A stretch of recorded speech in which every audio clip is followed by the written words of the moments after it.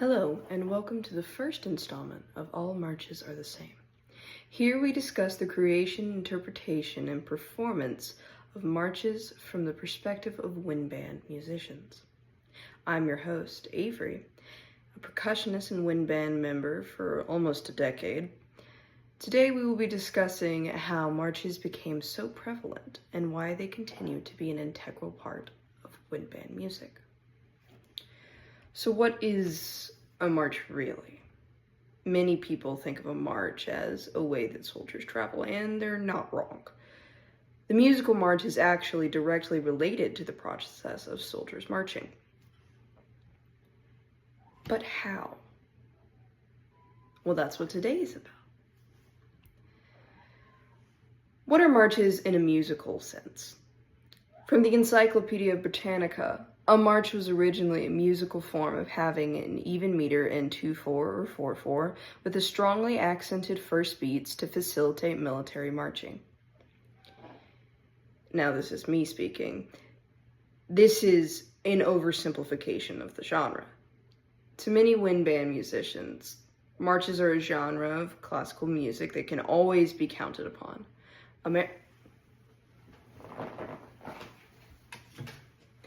American marches generally follow a pattern starting with the introduction, followed by the first strain, which is played twice.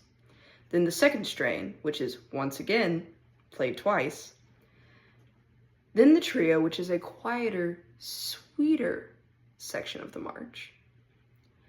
This trio then leads into the break strain, also known as the dogfight, as it provides a stark contrast to the trio. This march is then concluded by the coda, or recap, of the previous musical ideas. Considering that most marches follow this pattern, they are very easy to rehearse.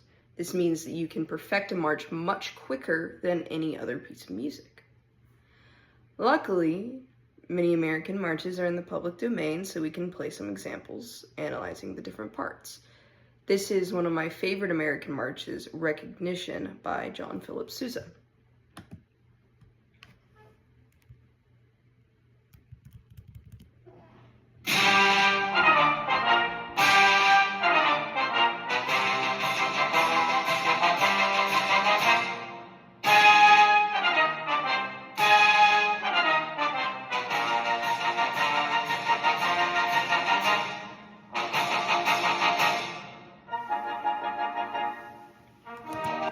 That is our introduction, which is later repeated, which is quite different from most other marches.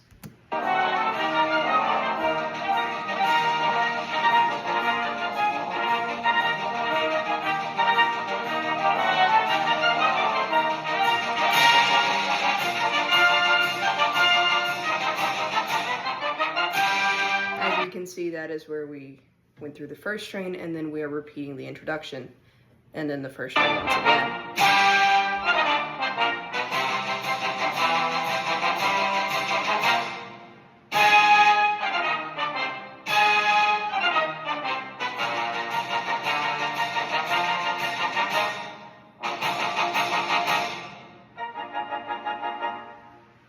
Here we get into the second string. This is still the first string. I don't like marches.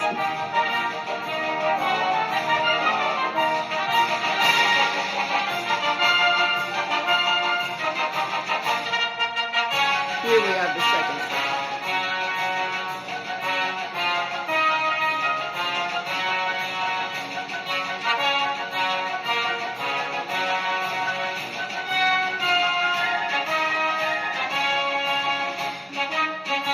There's the repeated.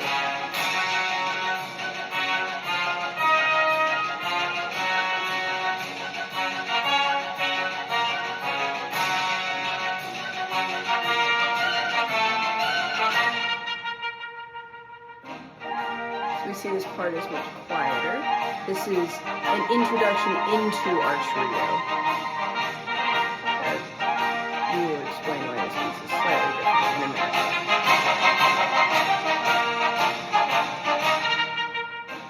See, it is repeated. There's a constantly repetition of ideas.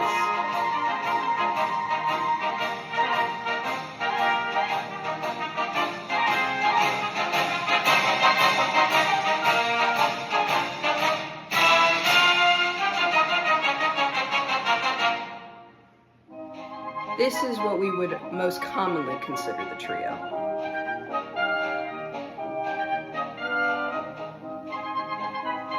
See how it is quieter, much sweeter, and contrasts from the other musical ideas.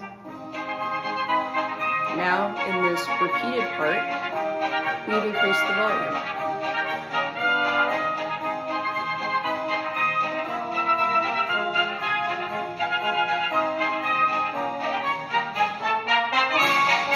Now it is very loud as we enter into our dogfight.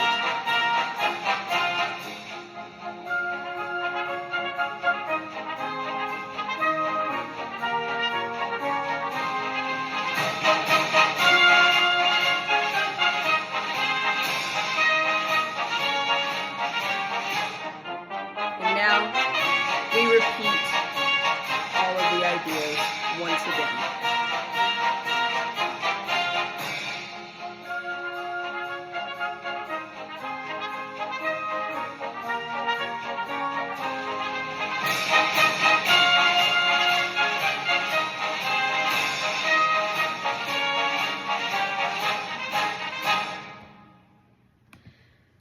So this march is actually quite different from most marches, even though it is still an American march, as it is in the time signature 6/8, giving it a more light feeling.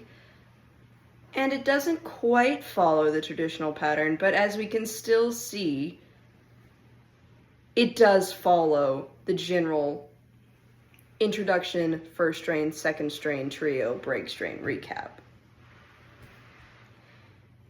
But how does this relate to real marching? From my interview with Mrs. Georgia Kate Shelton, when discussing what wind band was, she described the beginnings of the process. She states, wind bands started in the military in the late 1800s and started with marches. Wind bands, which you can find in many places ranging from elementary schools to Carnegie Hall, all stem from early wartime practices.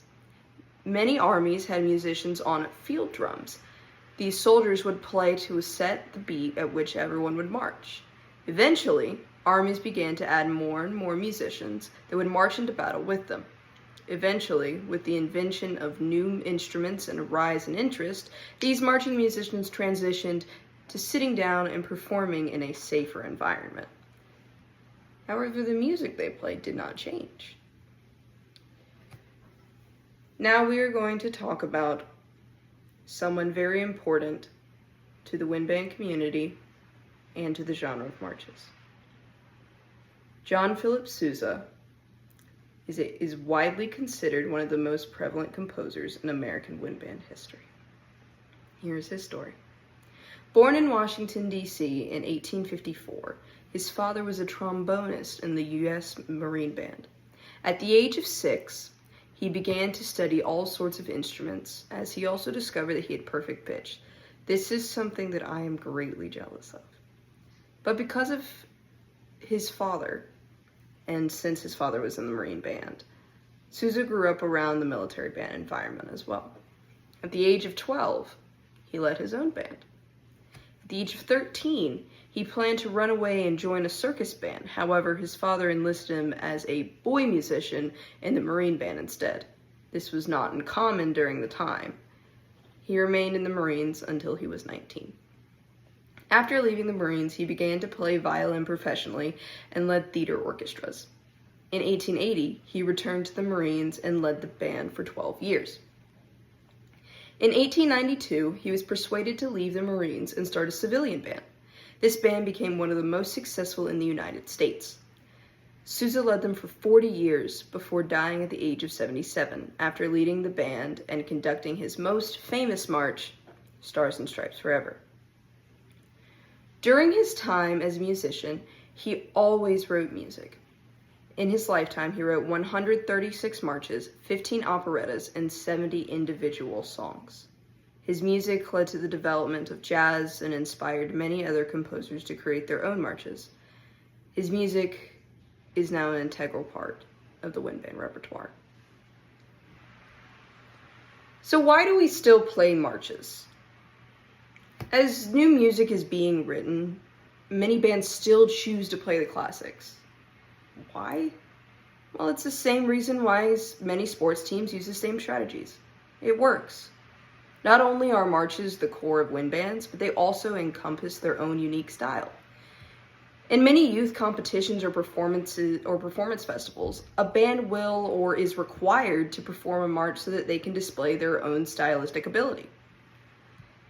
At military band performances, many marches are included in the selection. However, there is one march that succeeds each performance: John Philip Sousa's Stars and Stripes Forever, our national march.